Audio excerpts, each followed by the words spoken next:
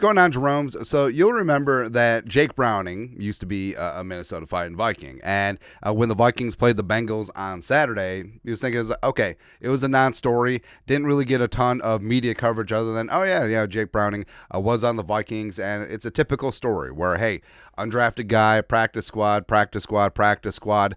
eventually catches on somewhere else, and through injuries and hook or by crook, ends up starting a couple games, and good for him. And frankly, I was happy for Jake Browning. I mean, Jake Browning leading the Bengals on that upset against the Jaguars, that's fine. And allegedly beating the Vikings on Saturday, you know what? Good for him. Getting on track. All good in the hood.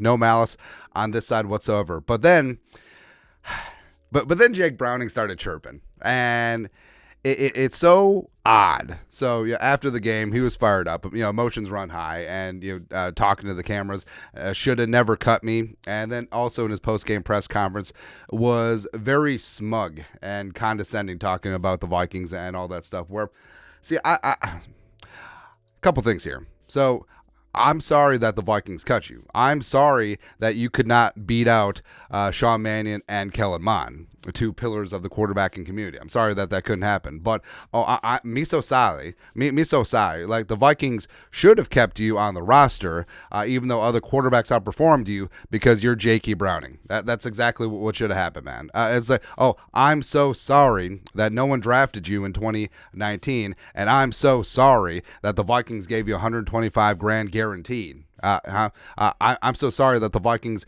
gave you a shot when no other teams did in the draft. And also, me so sorry that when all the other quarterbacks were down with the Rona, you played all-time quarterback like this is Sandlot football in 2021 at the night practice, and you look good. It was fantastic.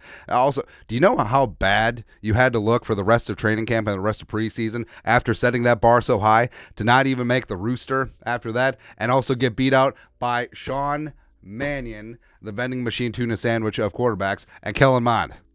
That's who you got beat out by. I'm not saying, I'm just saying. And again, the whole Jake Browning timeline. Signed as a UDFA, $125,000 guaranteed. That's kind of a big commitment for UDFA. And also a guy who had shoulder issues at Washington. Cut after camp, practice squad. Cut after camp, practice squad. 2021, cut after camp. Again, after he couldn't beat out Sean Mannion and Kellen Mond. And then he was signed to the Bengals practice squad. And then in 2022, hey, he was cut after camp again, and then signed to the Bengals practice squad. Hey, was that who you were talking about when you're yelling about never should have cut me? Never should have cut me? You talk about the Bengals, talk about the Vikings. I don't know, man. I don't know. And then this year, he beat out Trevor Siemian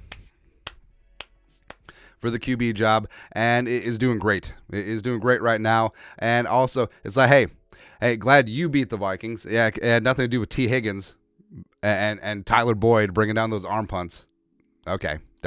Also, again, why is Jake Browning so upset? Like, is he aware that the general manager who ultimately cut him, and also, by the way, the general manager who gave him $125,000 guaranteed, is watching the games from the couch? Like, does he know that Kwesi is a different person than Rick Spielman? Also, does he know that the coach that cut him and went with Sean Mannion and Kellen Mond is no longer in power? Like, what does he think this is? Like, hey, does he think that Kevin O'Connell is actually Mike Zimmer, and this is just like an age regression thing, like CGI, like Robert De Niro in The Irishman? Is that what he thinks is happening right now?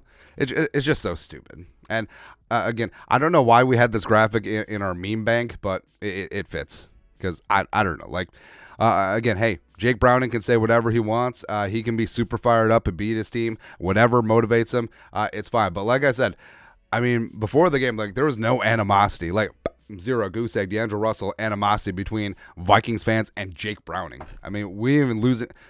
I mean, Jake Browning wasn't even a thought. But now he's turning this into a beef. But hey, it's okay. Go down, you man. Hey, it's a good thing you had T. Higgins. Awesome. Cool. But again, Kellen Mond and Sean Mannion. Anyways, your thoughts, our thoughts. Why was Jake Browning so mad? Why are you mad, bro? After the Vikings game. Let us know your thoughts and our thoughts in the comment section below. Subscribe for daily Vikings takes. Want to support the work? Put a little something in the Venmo. But till next time, Skull Production Value.